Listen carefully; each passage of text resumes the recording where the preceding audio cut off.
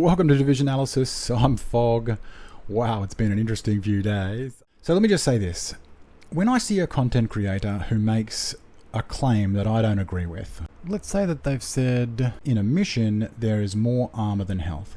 Now, even though I know that this is not true, I'll watch the entire video to see how they came up with that assumption. I will then go and do more research to confirm what I thought was true. I'll then compile a video and provide what I have found during that research as information to the community. I then let the community decide whether or not that information is correct, and I let the information speak for itself. I don't mind if people disagree with me. What I do mind is people misrepresenting my information, taking it out of context, lying about what I've said, in an attempt to undermine the information that I've presented because it differs from theirs. Now granted, there's been an apology posted, but this certainly isn't the first time. I very much hope it's the last. Content creation should be about the community, not the creator, and the community deserves better. I am going to continue doing what I do because of the support of friends and those subscribers who understand, who get it. So in that vein, here is more research, more time that I've devoted to getting the best quality of information that I can provide. Let's go.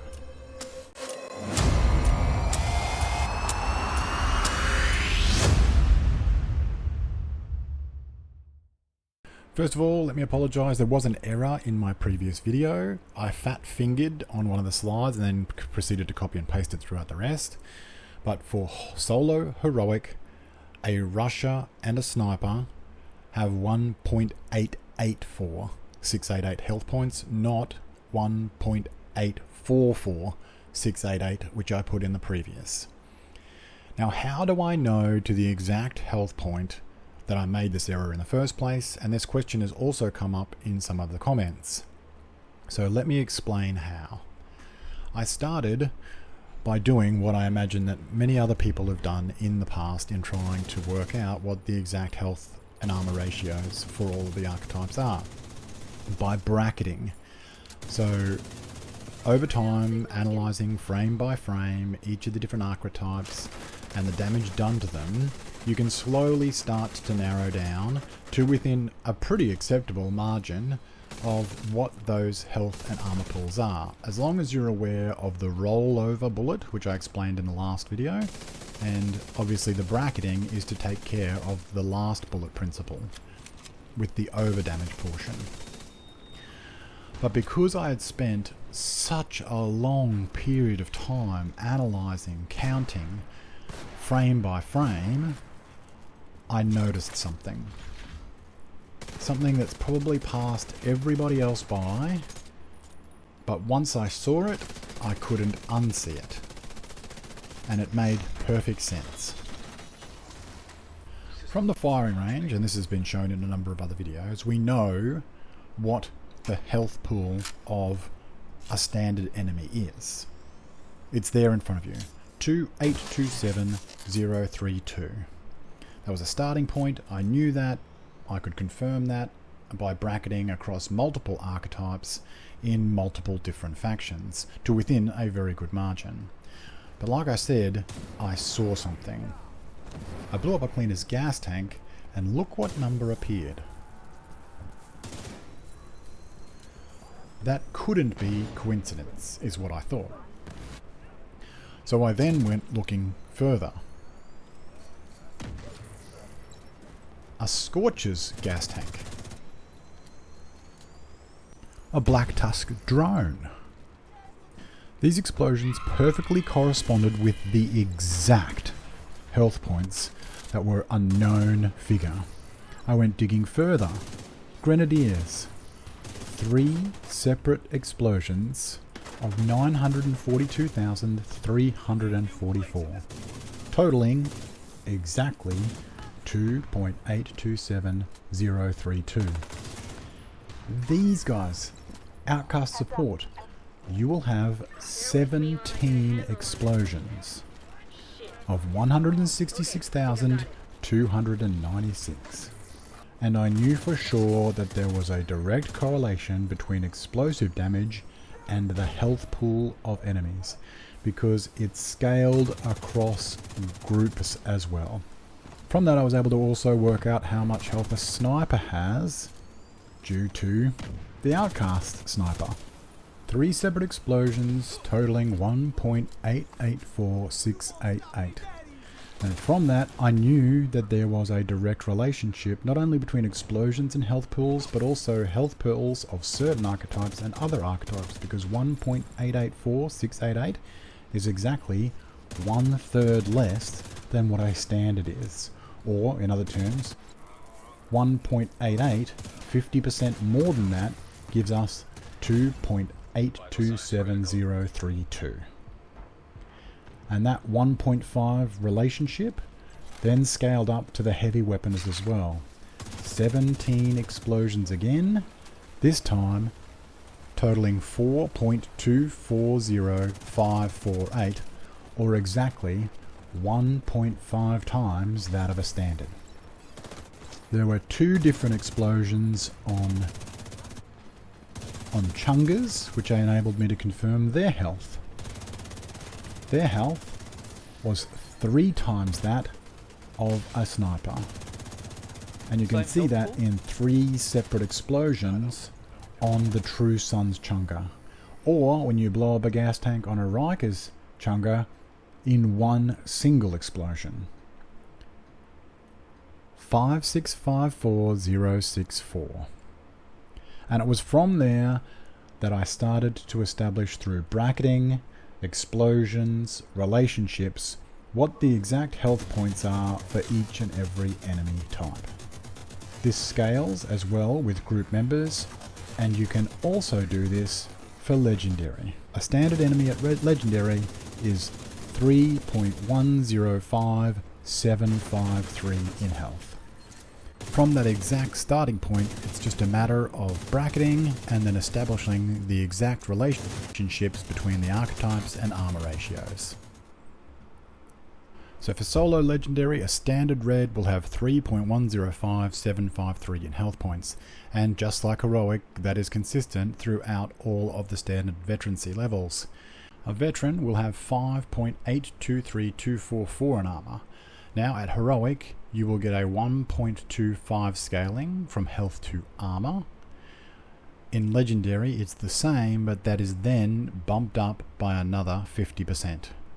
And as is the relationship at heroic, for legendary, an elite will have double the amount of armor that a veteran does. The snipers and the rushers get a slight rebalancing at legendary. They are now both exactly the same for health and armor pools. At heroic level, it took you 50% more of their health to get you to a standard level. At legendary, it's only 1/3. 2.335152 in health across all the veterancies.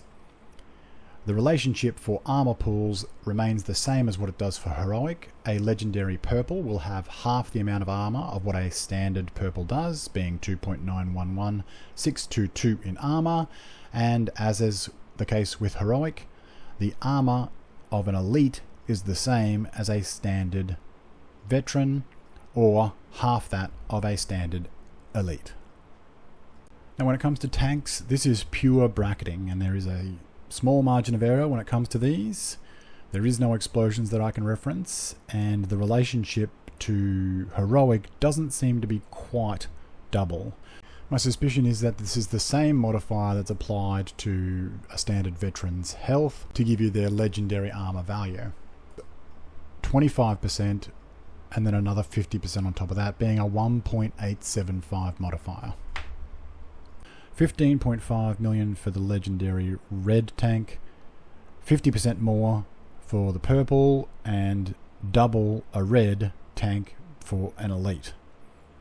When it comes to the dogs, it seems that the same modifier applied to mini tanks applies to the dogs as well. 10.6 million in health that sits behind a 21.2 million plate.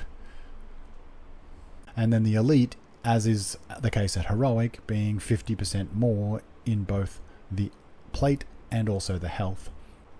The tanks, their health seems to have been given a 50% buff from the levels at heroic, and their armor plate been given a 100% increase, giving them a total EHP of a little over 31 million, which aligns with the purple dog and aligns with the elite tank, the same relationship that they share at heroic level.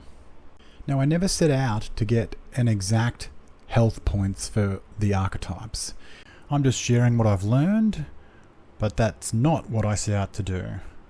What I set out to do was get a close estimate for every archetype across every faction so that I could then establish what the health to armor ratios were at every level and whether there was a considerable change across scaling or across difficulty type. Now, I started by doing this for heroic solo, and I did it by literally counting the numbers of enemies and their different veterancy type in every single mission, as many times as I could stomach to remove RNG. When you put all of those figures on a standard distribution of 100%, what you get is this, and you can very clearly see that there is a distinct pattern when it comes to the distribution of enemy types or veterancy.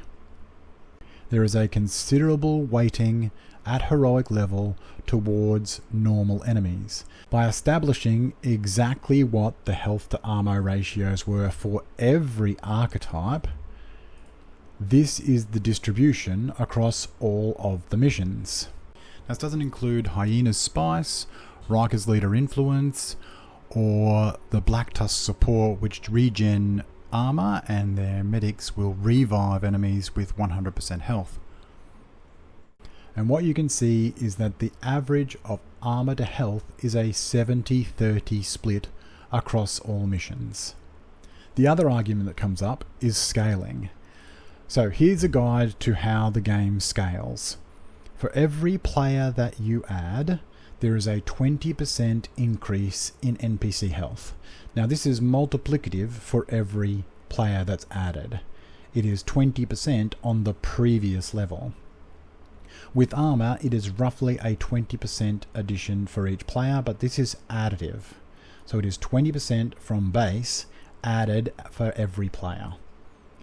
Now, at heroic, what that looks like is that a veteran will gain around 700,000 in armor, and elite will gain around 1.4 million.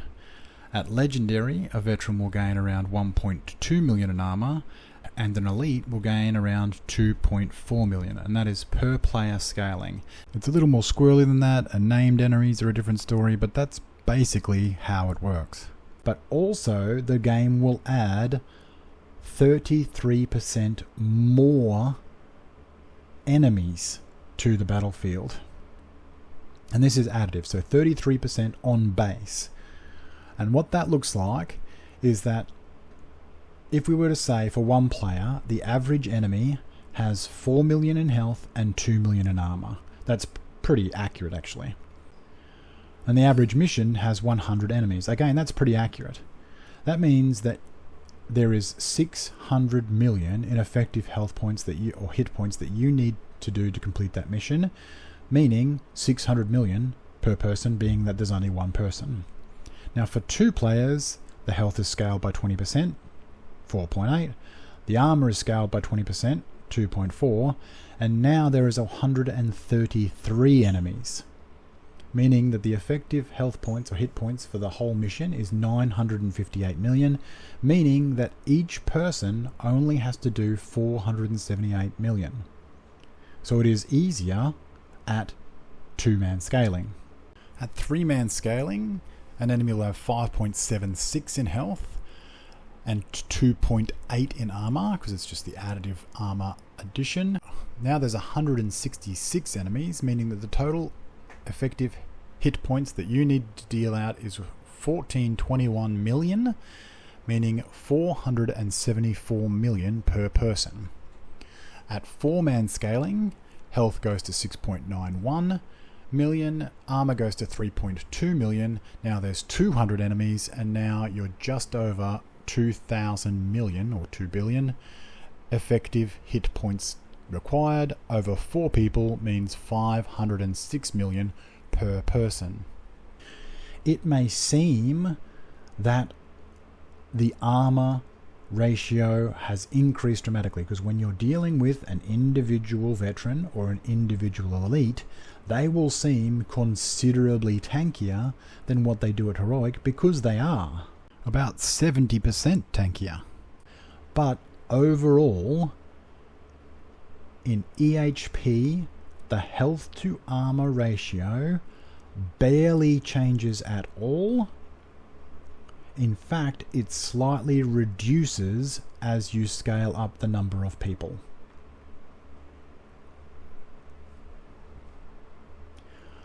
When it comes to legendary, the legendary distribution of enemies looks like this. For DUA and Roosevelt, the distribution is very, very similar to what we see at heroic levels. As it turns out, Roosevelt is actually technically an easier mission to complete. The mission is made harder for different reasons. Enemies are considerably more spread out, the engagement distances are longer, and none of these solo legendary distributions include the end bosses, and Roosevelt has 2 main bosses at the same time at the end. When we move from Manning and Roosevelt though, we then see a change in the veterancy type. Considerably less enemies of a red nature for Capital, Manning, and they're virtually just a token 2 or 3 when you do a title legendary mission. And so most people would assume that the health to armor ratio drastically changes as you go through these missions and that they'd be drastically different to potentially a heroic mission. This is what the distribution of health and armor looks like, and on a direct comparative scaling, this is what it looks like. Although you have considerably increased the number of veterans and elites, because this is Black Tusk, you have also considerably increased the number of chungers and dogs and mini tanks that you are going to get, which are all health-based enemies. So across the board, legendary, heroic, 2-man, 3-man, 4-man scaling, the ratio of health to armor varies very little. When you consider to include the health-based Chunga boss at the end of DUA, the 2 health-based quadcopters at the end of Roosevelt, the 2 health-based Chungas with shields at the end of Manning, even the ridiculous turret boxes at the end of Tidal, and even the double health bar on the enemy at the end of Capital, it seems to me that the ratio of health to armor is a foundational element of missions within the Division 2. I'm not going to say that health damage is more important than what armor damage is, because both difficulties have their antithesis as regards to health and armor ratios. For heroic, you have control points, and you also have countdown, and for legendary, you have the incursions. This is just information. You can make arguments for both cases. The danger level provided from a veteran or an elite at heroic level, you could argue, is more important. At legendary, although they have less EHP, there will be 1.5 times more armoured targets than what there are health-based targets. As well, if you have to deal with a veteran or an elite enemy at 4-man scaling on your own, you may find it more effective to have armor damage in those situations, in the same way that somebody could provide a valid argument for taking damage to armor or rate of fire or weapon handling against damage to targets out of cover, because they find it more effective to deal with the more dangerous enemies like drone operators or grenadiers that are often in cover providing a smaller target, as opposed to the idiots that are running around out of cover that are very easy to kill. This is information that you can use to now make an educated decision about what it is that you prefer on your build. I'm certainly not going to abuse you for choosing one or the other, or to say that one is meta over the other. That comes down to you. What is most effective for you is most effective for you. At least now you've got the information as to why. Now, to answer another couple of questions from the comments section on the last one, the Incursion, I've already put in another video, but the ratios there are essentially what it is for 4-man legendary. There is some differences, the most prominent being that you are now only facing elites, and therefore the armor percentage is considerably higher. There's still health damage with the heavies, but they've obviously got shortcuts in order to take them down, and of course the named bosses are very armor heavy. There's a few changes to the archetypes as well. Rushes are now buffed as far as their total EHP is concerned, up to the level of a standard, and it's actually the drone operators that carry the lowest total EHP. When it comes to countdown, the basic rule is that a standard enemy is going to be 4 times tankier than what they are at solo heroic. And just like the Incursion, they are predominantly, if not all, elite level, meaning that the armor percentage is considerably jacked. And the hunters are 3 times the health of a standard enemy, and they have twice the amount of armor. But remembering that that amount of armor is generally refreshed by a medkit if you don't do something about it. I hope that you've got something out of this video, and I hope that this is information that you can use in your general gameplay. If you did get something out of it, hit the like button, hit the subscribe, share it with your friends so that they can get something too. But I will see you in the next one. Log out.